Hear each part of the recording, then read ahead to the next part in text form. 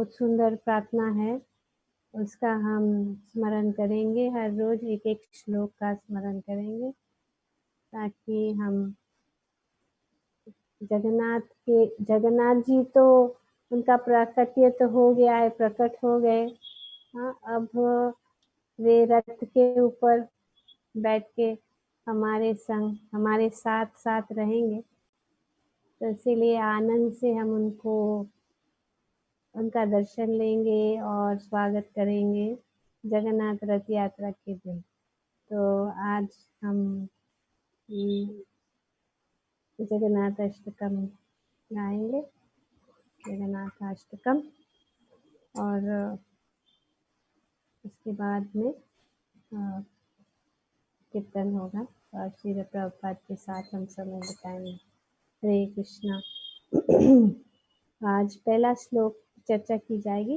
पहले हम पूरे अष्टकम को गाएंगे और फिर एक एक श्लोक को हम जो है समझने की कोशिश करेंगे। हरे कृष्ण। बोलो श्री श्री जगन्नाथ अष्टकम की जय। जय।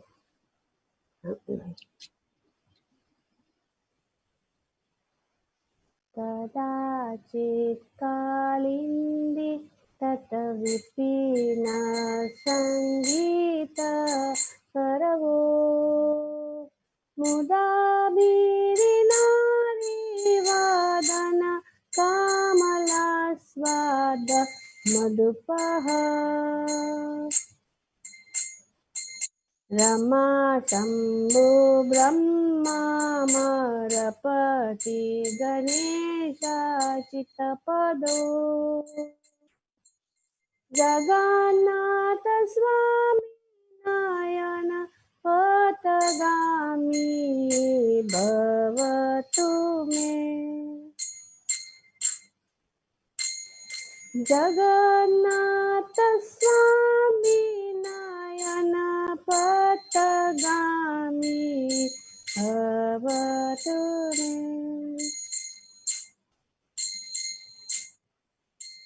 मुझे सव्य वेणु शिरसि शिखिपृच्छं कटितटे रुकुलं नेत्रान्ते सहचरकटाक्षं विदधते सदा श्रीमद्वृन्दावनवसति लीला परिचयो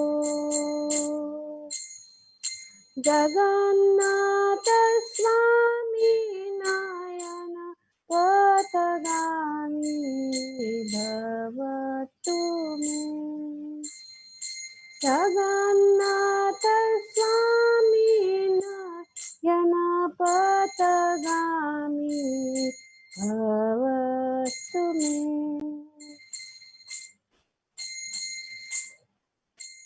महाम्बोधिस्थिरकनकरुचिरे नीलशिखरे वसन् प्रासदान्त सहज बलभद्रेण बलिना सुभद्रमध्यस्थ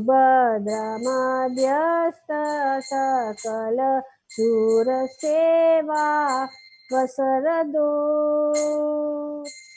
जगन्नाथ स्वामी नयन पथगामी भवतु मे।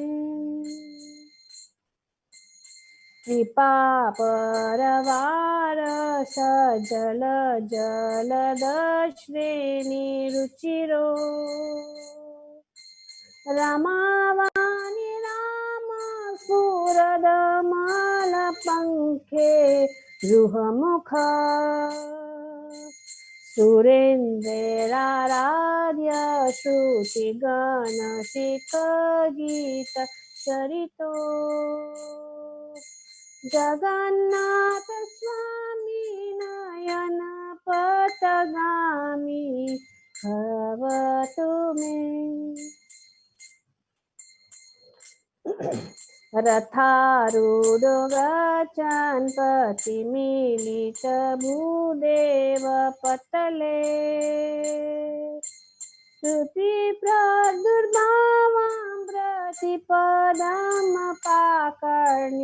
सदयः दया सिन्धुर्बन्धु सकल जगतां सिन्धु सुतया जगन्नाथ स्वामी नयन पथगामी भवतु मे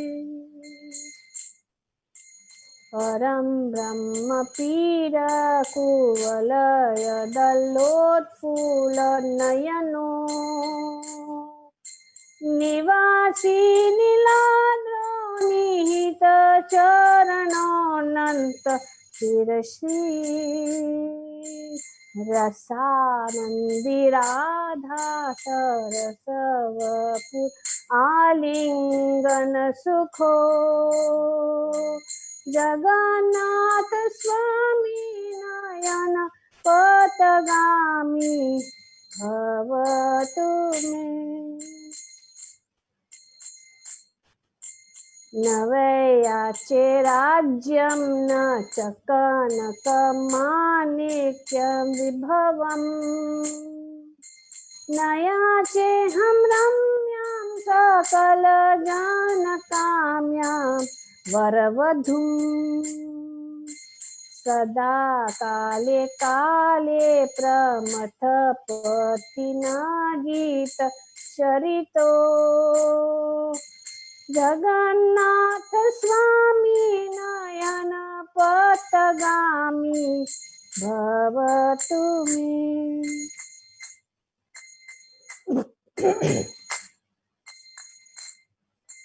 हर त्वं संसारां दुस्तरमसारां सुरपते हर त्वं पापानां विततिमपरां यादवपते अहो दीननाथे निहितचरणो निशितमिदम्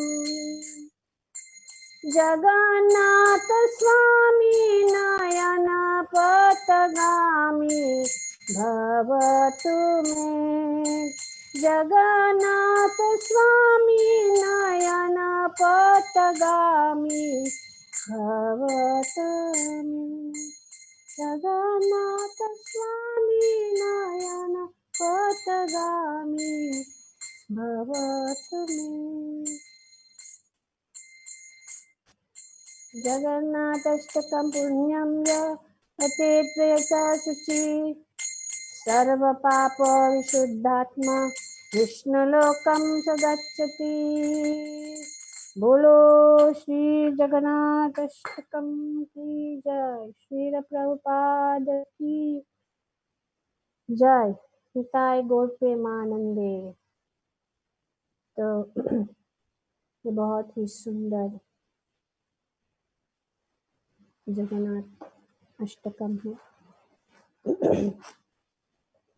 ये जगन्नाथ अष्टकम जो है श्री आदि शंकराचार्य रचित है। उन्होंने इस सुंदर अष्टकम की रचना की है और श्री चैतन्य महाप्रभु जो है जब भी वे जगन्नाथ मंदिर में दर्शन के लिए श्री जगन्नाथ जी के दर्शन के लिए जाते थे तो ये जो 8 सुंदर पंक्तियां है, ये जो 8 जगन्नाथ अष्टकम है वो गाते हैं, बहुत सुंदर है। और श्री इस अष्टकम के बाद इस अष्टकम को गाने से ये जो 8 श्लोक है या 8 पंक्तियां हैं जिसमें श्री जगन्नाथ जी की महिमा, जिसमें श्री जगन्नाथ जी का गुणगान वर्णन किया गया है। जो कोई भी इसको गाता है, सुनता है, वो जो है वो सभी पापों से मुक्त हो जाता है और वो पापों से मुक्त होकर विष्णु लोकम च गच्छति। यहाँ पे ये वरदान दिया गया जो कि जगन्नाथाष्टकम में पतेत प्रियत शुचि सर्व पाप विशुद्धात्मा विष्णु लोकम स गच्छति। तो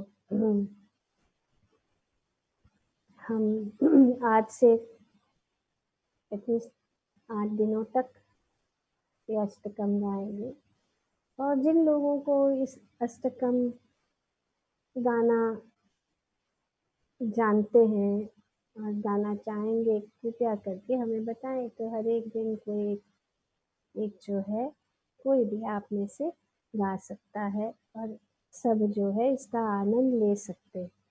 और इसके बाद में हम हर एक श्लोक को हम जो है समझने की कोशिश करेंगे। तो श्री चैतन्य महाप्रभु, जैसे हम जानते हैं कि श्री चैतन्य महाप्रभु जो है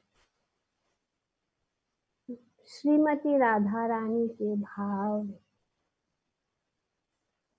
स्वयं भगवान है। श्री चैतन्य महाप्रभु जो है वे स्वयं भगवान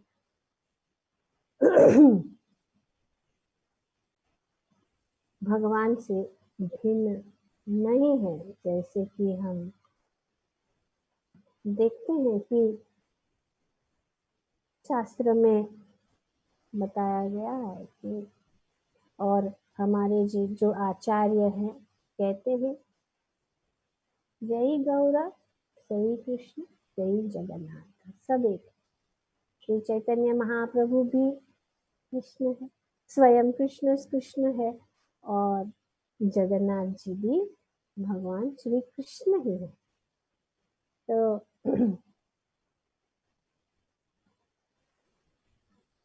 जय गौरा जय कृष्ण जय जगन्नाथ। तो श्री चैतन्य महाप्रभु भगवान श्री कृष्ण ही है, लेकिन वे किसके भाव में है? गोपियों के भाव में, श्रीमती राधा रानी के भाव में। और वे सुंदर ये अष्टकम उसी भाव से गा रहे हैं। और उनके भाव क्या है? एक भक्त का भाव। तो यहाँ पे कह रहे हैं श्री चैतन्य महाप्रभु गाते हैं जगन्नाथ स्वामी नयन पथगामी भव तुम्हें, कि आप जो है हे जगन्नाथ, हे कृष्ण, हे श्याम सुंदर, आप जो है हमेशा हमारे नयन के पथ पे हमेशा रहे। आपका दर्शन जो है मैं हमेशा, आपका दर्शन हमेशा हमारे आंखों के सामने आप हमेशा रहे। तो ऐसे जगन्नाथ स्वामी वो कौन है? तो वे कह रहे कदाचित, ये जगन्नाथ स्वामी कदाचित का अर्थ ये है कि इसके पहले आप ये क्या करते थे? कालिंदी तत विपिन संगीत करण। कालिंदी इसका अर्थ क्या है? कालिंदी मतलब यमुना जी। तो यमुना जी के तट पर कालिंदी, कदाचित कालिंदी तत विपिन, विपिन मतलब वन। कालिंदी के तट पे कौन सा वन है? वृंदावन। वृंदावन। तो वृंदावन में क्या कर रहे हैं? संगीत, संगीत अपनी कैसे संगीत, वेणु अपनी मुरली बजाकर करो। तो क्या कर रहे हैं, सभी के मन को लुभा रहे, अपनी वेणु बजाकर, अपनी मुरली बजाकर क्या कर रहे हैं, ये सभी के मन को मोह रहे।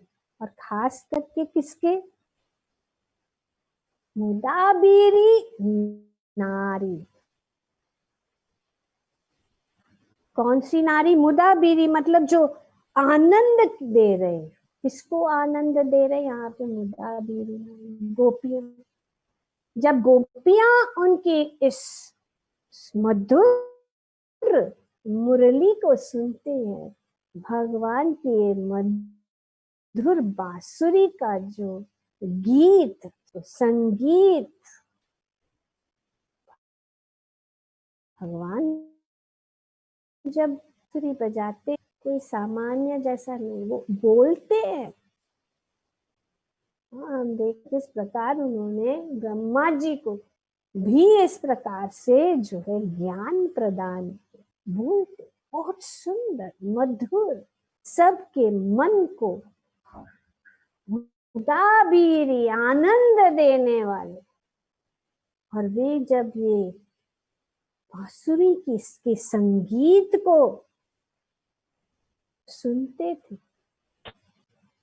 तो उनका मुखमंडल, गोपियों का मुखमंडल आनंद से भरा आ जाता।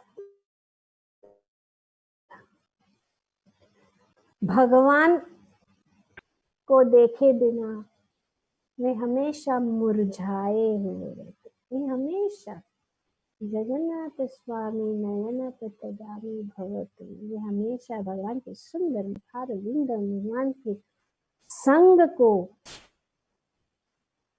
चाहते थे। उनके आंखों के सामने हमेशा भगवान रहते। भगवान नहीं रहते तो वे हमेशा मुरझाए हुए रहते। मुदाबिरी, हम देखते श्री चैतन्य महाप्रभु ने भी शिक्षाष्टकम में यही कहा। और यहाँ पे भी इस भाव से युगायितम निमिषेण चक्षुषा प्रविशाय शून्यायितम जगत सर्वमिंद विरहेण, कि हे गोविंद आपके विरह में मुझे एक क्षण भी युगों के जैसा लगा है। विप्रलंब भाव, हालांकि गोपा हर पल हर समय भगवान का दर्शन लेती थी, लेकिन अगर वे थोड़े क्षण के लिए भी अगर उनके आंखों से दूर हो जाते थे तो भगवान को वे चाहते थे कि कभी उनको लगता है कि युग, बहुत युग बीत चुके हैं, 12 साल से भी अधिक,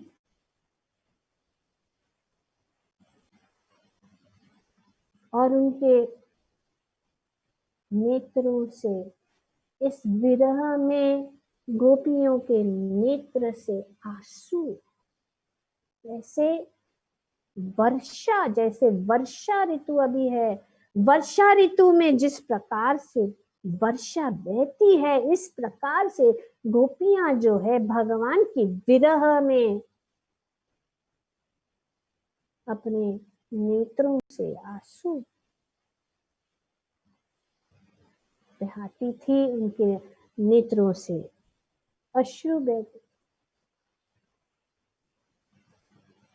ये जो है भक्त की बात कर रहे हैं कि भक्त जो है, यहाँ चैतन्य महाप्रभु शिक्षाष्टकम में हमें ये बता रहे, इस प्रकार से हम भगवान की भक्ति। तो जब भगवान ये संगीत, सुंदर मुरली, सुंदर बांसुरी बजा के उनके कमल मुखों को सभी गोपियां जो है आनंद से उनका मुख जो है खिल जाता कमल के जैसे। उदाबीरी नारी वदन कमला स्वाद। तो और जब ऐसा होता था तो यहाँ पे बताया गया है कि मुदाबीरी नारी वदन कमल आस्वाद मधुपह। और जब वे ऐसे आनंद में उनका मुख, इस सुंदर मुख का आस्वादन भगवान करते, आस्वाद कमल आस्वादन मधुप। जिस प्रकार एक मधु मतलब मधुमक्खी, और वो मधुमक्खी कौन है? हमारे वन बिहारी, बाके बिहारी मधुसूदन भगवान श्री कृष्ण। एक भौरे जैसा एक भौरा जो है पुष्प के अंदर जाके उसका स्वाद लेता है, इस प्रकार से ये जो है भगवान जो है गोपियों का सुंदर मुखारविंद का आस्वादन करते हैं। इस संगीत कहाँ पे? वृंदावन में यमुना के तट पे। कदाचित कालिंदी तव विपिन संगीत मुदाबीरी नारी वदन कमल स्वाद मधु। तो ऐसे श्री जगन्नाथ श्री कृष्णा वृंदावन में इस प्रकार से लीला कर।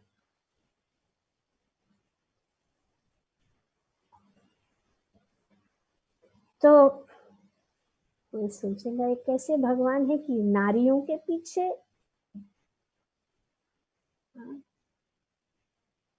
पर आगे ये बताया गया कि भगवान जो उनके मुखों का आस्वादन करते हैं, ऐसे भगवान को बताया गया रमा शंभु ब्रह्मा मरपति गणेश अर्चितोपद। ऐसे भगवान को कौन? बड़े बड़े रमा, मतलब रमा कौन है? लक्ष्मी।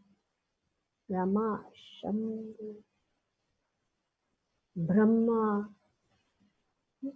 सृष्टि करता, मरपति अमरपति इंद्र, और गणेश जैसे उनके पद कमलों की अर्चना पूजा करते हैं, ऐसे ये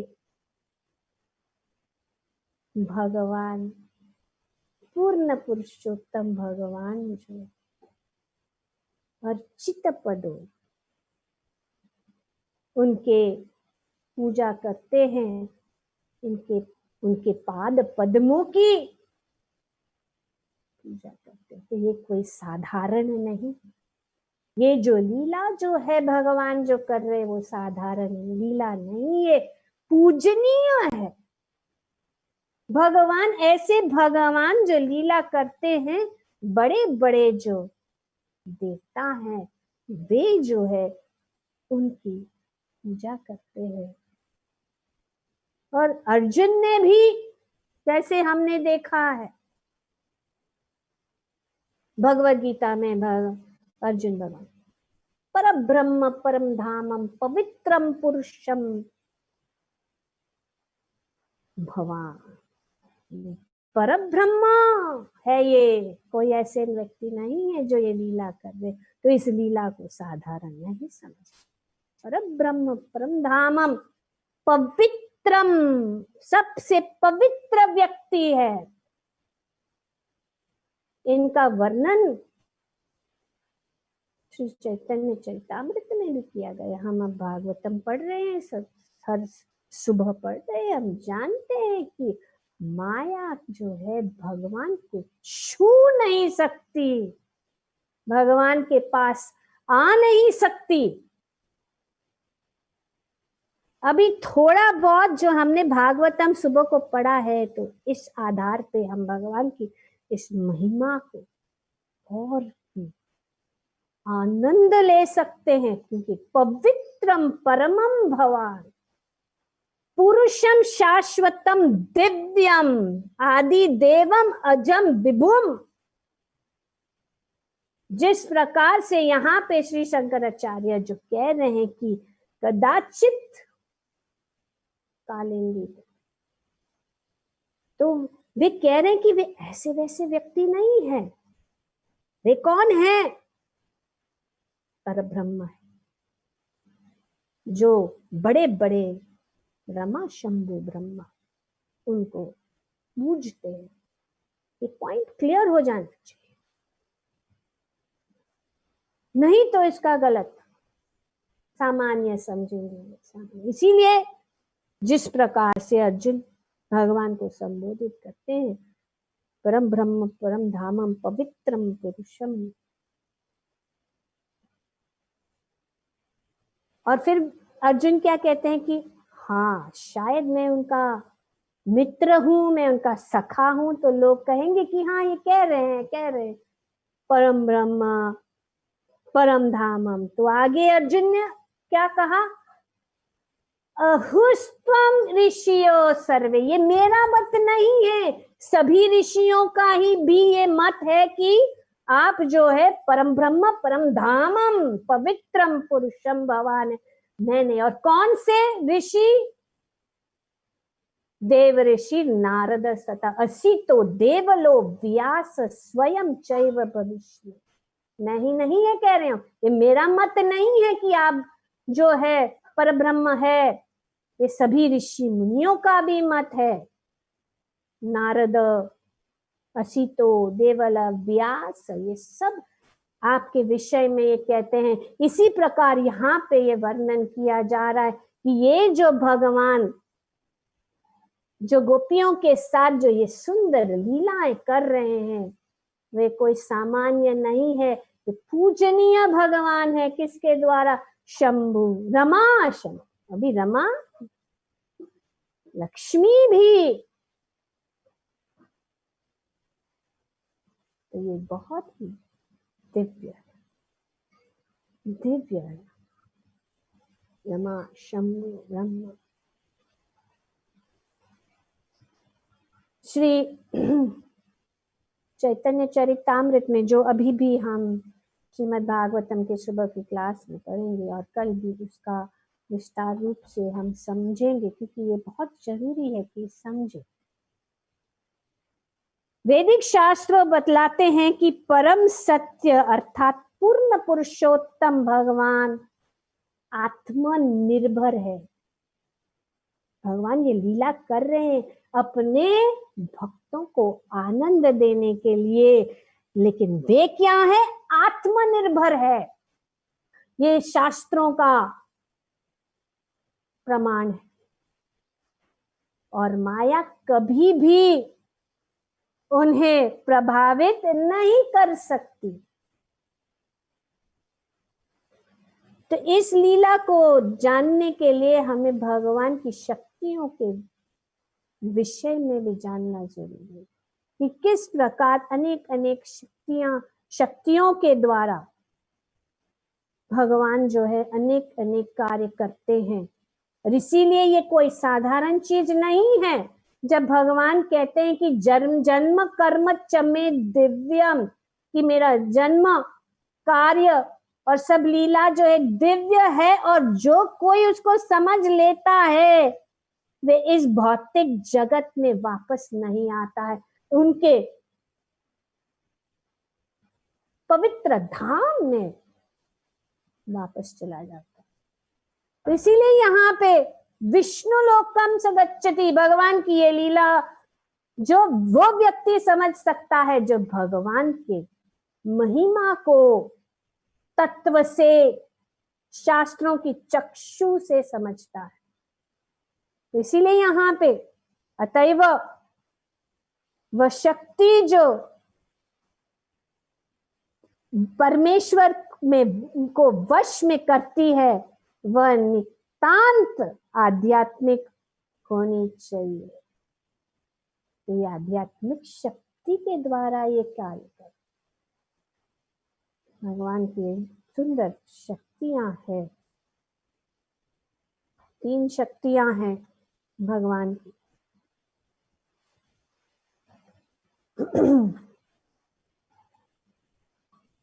जिस दिव्य शक्ति से पूर्ण पुरुषोत्तम भगवान अपना अस्तित्व बनाए रखते हैं वो संदिनी कहलाती है।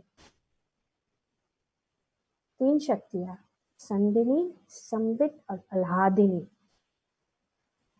जिससे वे शक्ति वो अपने अस्तित्व को, और जिस दिव्य शक्ति से वे अपने आप को जानते हैं और दूसरों को अपने बारे में जानने देते हैं, वो है संवित शक्ति। संदिनी, संवित, और जिस दिव्य शक्ति से वे दिव्य आनंद को धारण करते हैं और भक्तों को आनंद प्रदान करते हैं, वह आह्लादिनी कहलाती है। तो ये यहाँ पे वर्णन किया जा रहा है कि ये लीला जो है भगवान करते हैं वे अपनी आह्लादिनी शक्ति, और भगवान जो है यहाँ पे वर्णन किया है कि आत्मनिर्भर है, आत्मराम है। वे अपने, उनको कोई जरूरत नहीं है, पर यहाँ किसके लिए? अपने भक्तों को आनंद देने के लिए ये सुंदर लीलाएं कर। तो इसीलिए जगन्नाथ स्वामी जगत के नाथ स्वामी, स्वामी मतलब पालन करता, रक्षा देने वाले भगवान श्री जगन्नाथ, भगवान श्री कृष्ण रक्षा देने वाले। और सबसे बड़ी रक्षा क्या है कि आप अपने हमारे नयन के सामने हमेशा रहो, दूर न रहो। ये सुंदर पहला जो श्लोक है इसका यही अर्थ है। और जब ये अर्थ को हम समझेंगे तो हम और भी आनंद लेंगे। जिस प्रकार से हम अभी भागवतम पढ़ रहे हैं तो हम भगवत गीता का आनंद ले रहे हैं भागवतम के द्वारा। इसी प्रकार जब हम इसका जो हर एक शब्द को समझेंगे तो हम जो है इसका आनंद ले सकेंगे। कदाचित कालिंदी ततवती न संगीत करलो, मुदाबीरी नारी वदन कमल स्वाद मधुपः, रमा शंभु ब्रह्मा मरपति गणेश अच्युत पदो, जगन्नाथ स्वामी नयन पथगामी भवतु।